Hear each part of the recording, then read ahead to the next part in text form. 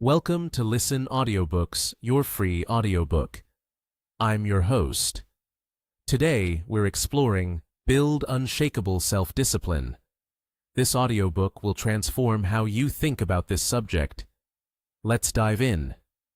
There's a moment most people never talk about. It happens somewhere between midnight and 2 in the morning, or maybe in the quiet stillness of a Sunday afternoon, when the noise of the world briefly fades and you're left completely alone with yourself. And in that silence, a thought surfaces. Not a comfortable thought, not a proud one. It's the thought that whispers, "I know exactly what I should be doing, so why am I not doing it?" You've had that moment. I know you have, because every single person who picks up something like this has had it. Maybe more than once, maybe more times than you'd care to count. Here's what makes that moment so painful. It's not confusion. It's not lack of information. You already know what to eat, how to move your body, how to manage your time, how to show up for the life you've been imagining. The knowing isn't the problem. The gap between knowing and actually doing, that's where the real battle lives. And for most people, that gap quietly becomes the defining story of their entire life. Think about the version of you that exists in your mind. Sharp, focused, consistent. Someone who wakes up with intention and follows through. Someone who doesn't abandon goals when the initial excitement wears thin. Someone who keeps their promises to themselves the same way they'd keep them to people they love. That version of you isn't a fantasy. It's not some distant, unattainable ideal. It's simply you, operating with discipline. And discipline, it turns out, is not a personality trait you're either born with or you're not. It is a skill, a buildable, learnable, absolutely acquirable skill. And that changes everything. What you're holding right now, what you're listening to right now, is not a motivational speech designed to spike your enthusiasm for 48 hours before everything slides back to normal. You've been down that road. We both know how it ends. This is something different. This is a practical, honest, grounded conversation about how discipline actually works, why willpower alone will always let you down, and what to construct in its place that will hold steady even on the days when you feel nothing like the person you're trying to become. Because here's the truth nobody leads with. Discipline isn't about being harder on yourself. It isn't about punishing your weaknesses into submission or white-knuckling your way through every temptation. The people you admire for their consistency, for their quiet, unshakable follow-through, they've built something internal. A structure, a set of systems, habits, and deeply personal commitments that run almost automatically, long after motivation has packed its bags and left town. That's what we're going to build together. Not overnight. Not with a single insight or one dramatic declaration, but steadily, methodically, and with genuine respect for how human beings actually change. You came here for a reason. Let's honor that reason and get to work. Chapter 1. Expose the myth that self-discipline is an innate talent and reveal why most people fail to build it, creating urgency around learning a better approach. You've tried before, maybe more than once. You told yourself this time would be different. You'd wake up earlier, eat cleaner, show up consistently, stop letting yourself down. And for a few days, maybe even a few weeks, it worked. Then something slipped. One missed morning, one bad night, one moment where the couch was closer than the gym, and the old version of you just felt easier to be. So, you quit. And somewhere in the quiet aftermath of that, a familiar thought crept in. Maybe I'm just not the kind of person who has discipline. That thought is a lie, and it's a lie that's costing you more than you realize. Here's what most people actually believe about self-discipline, even if they'd never say it out loud. They believe it's a trait. Something you're either born with or you aren't. They look at the person who runs at 5 in the morning and thinks, that person is built differently. They watch someone turn down the dessert, finish the project, say no to distraction, and they chalk it up to some invisible quality wired into those people at birth. A kind of internal steel that they themselves simply weren't handed. So when they fail, they don't question the method. They question themselves. They decide the gap isn't a strategy problem, it's a character problem. That belief is not only wrong, it's dangerous. Because the moment you decide discipline is innate, you stop trying to build it. You stop looking for the approach that would actually work for you, and you start just managing the shame of not having it. You tell yourself you'll try harder next time, which really just means you'll try the same thing with more guilt attached. That's not a plan. That's a cycle. And it's a cycle millions of people are stuck inside right now, spinning, exhausted, blaming themselves for a failure that was never really about willpower at all. The research is clear on this. Self-discipline is not a fixed trait.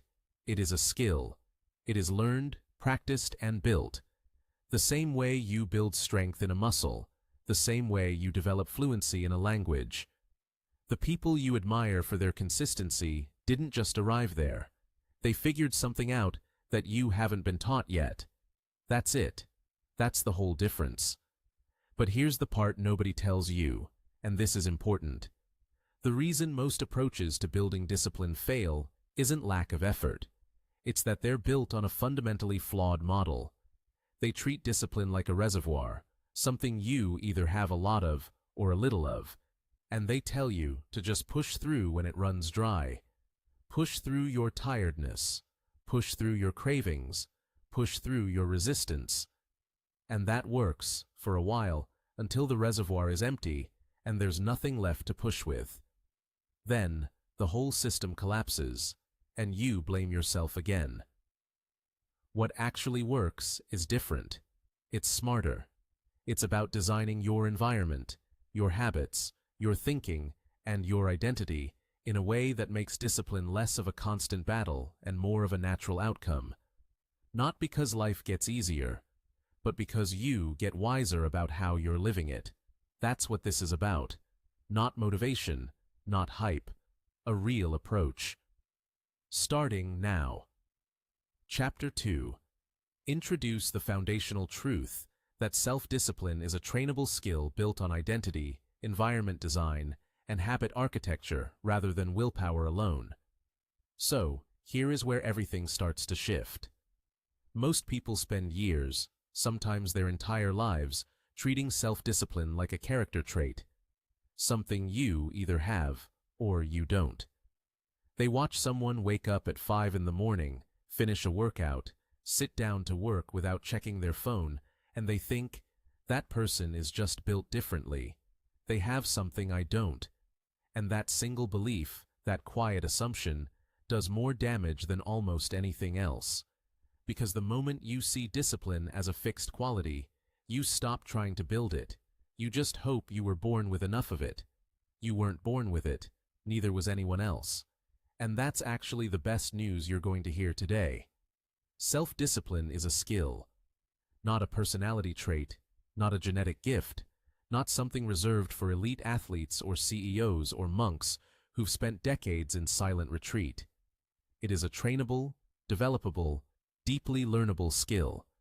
And like every other skill, it responds to the right inputs. Give it the right conditions, and it grows. Ignore those conditions, and it stagnates. But here's what makes this different from most skills. The way you build it has almost nothing to do with trying harder.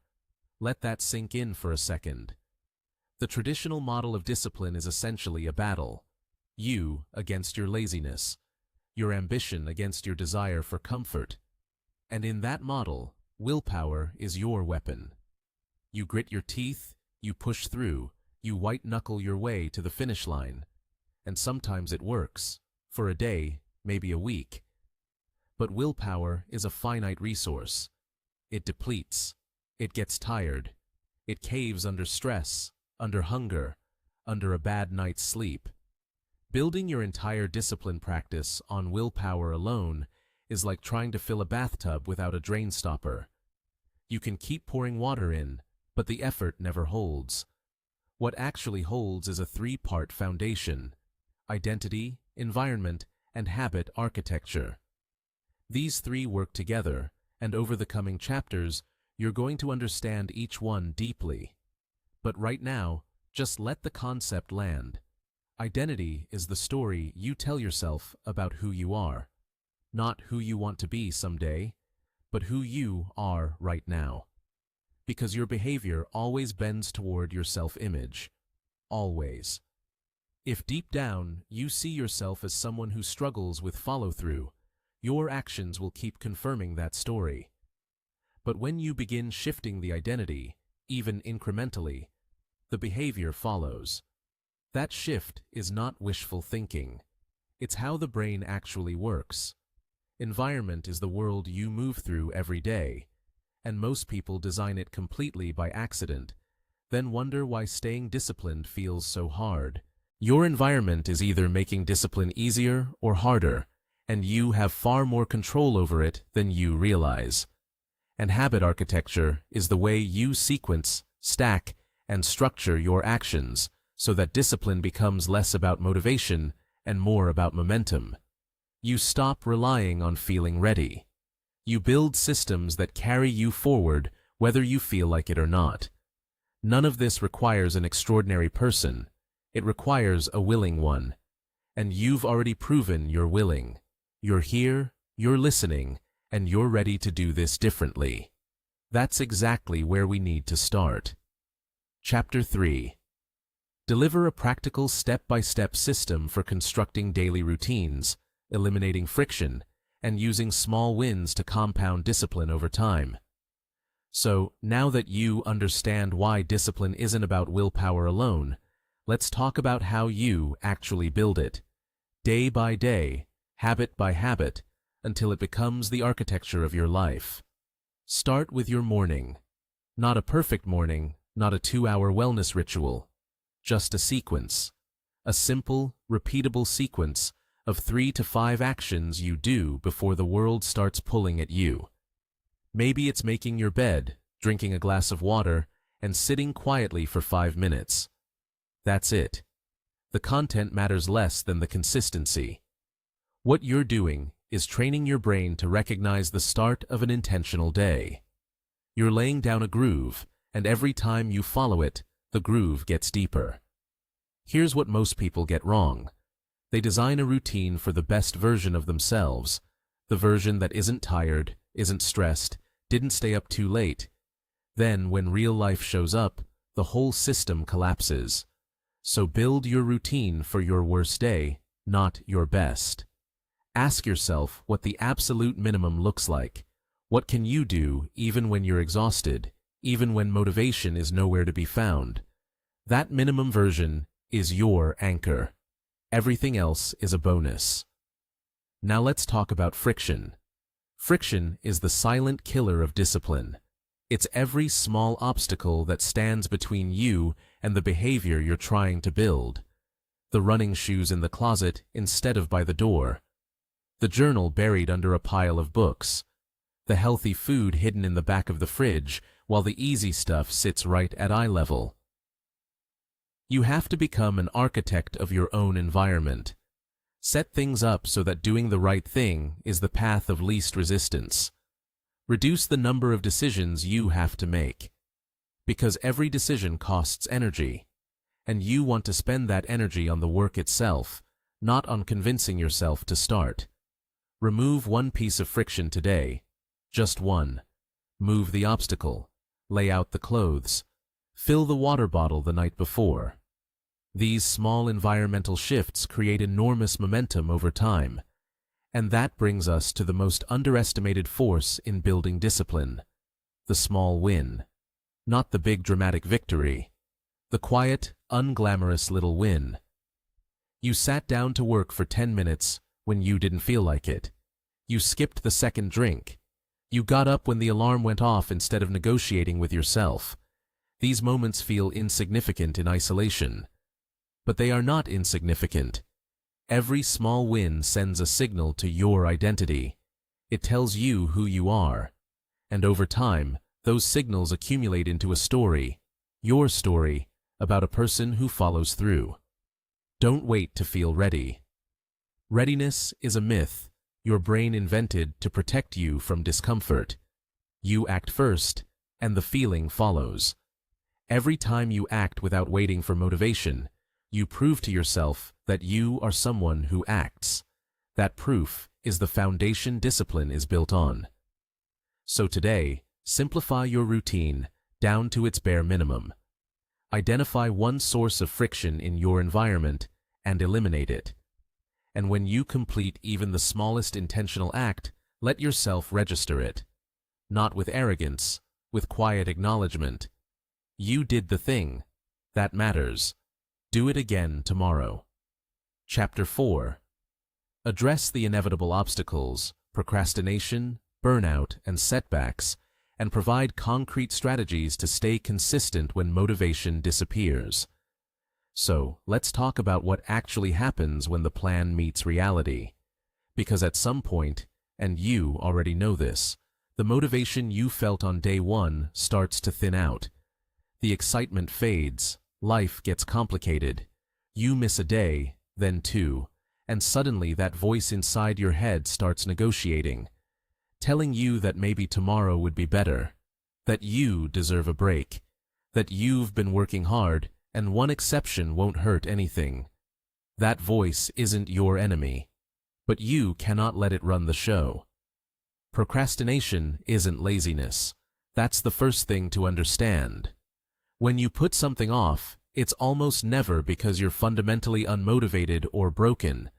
It's usually because the task feels either too overwhelming, too uncertain, or too uncomfortable to start.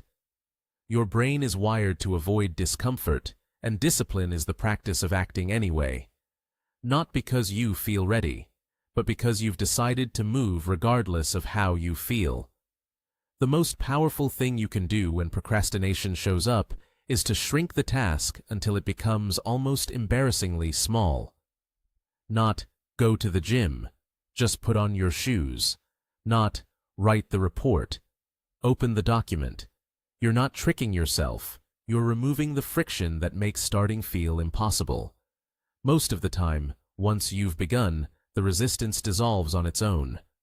Starting is the hardest part, so make starting tiny. Now let's talk about burnout, because it's real, and it deserves honest attention. There's a difference between being tired and being burned out. Tired means you need rest. Burned out means you've been running on empty for so long that even rest doesn't seem to refill you.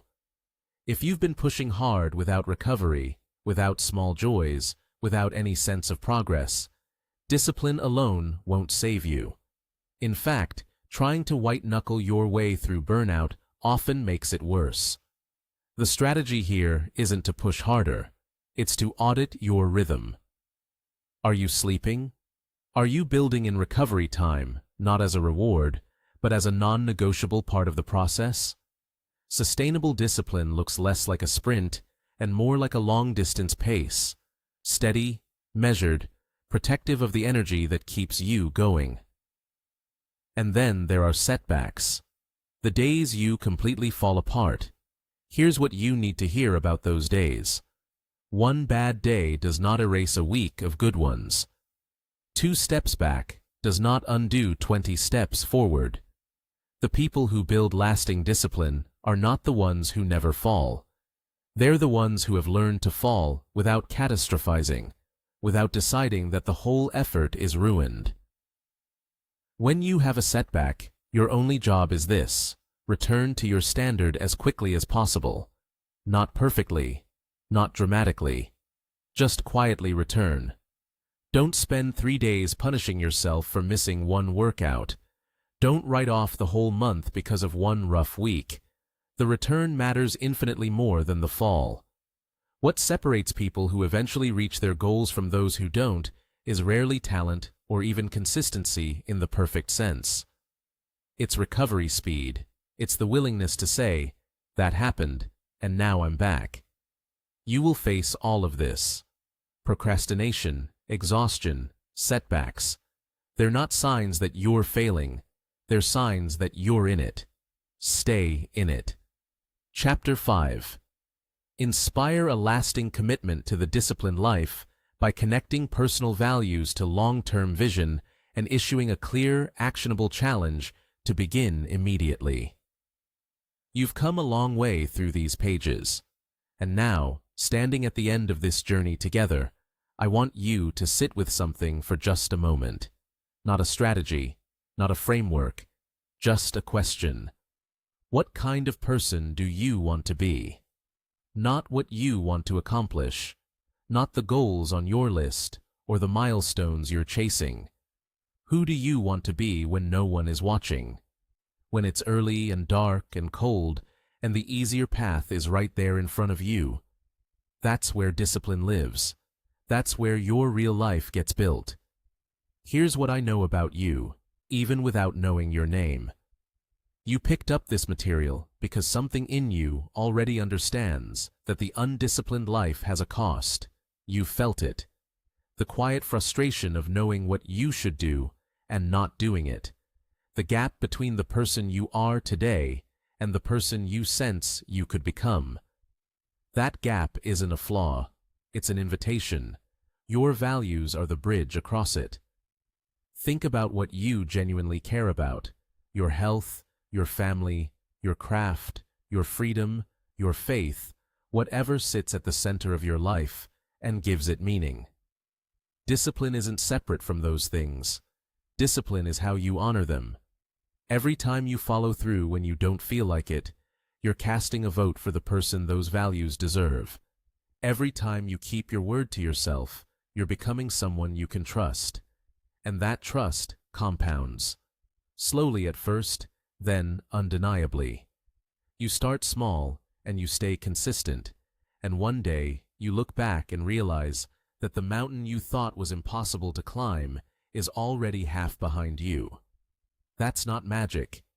That's the disciplined life doing exactly what it promised. So let me be direct with you now.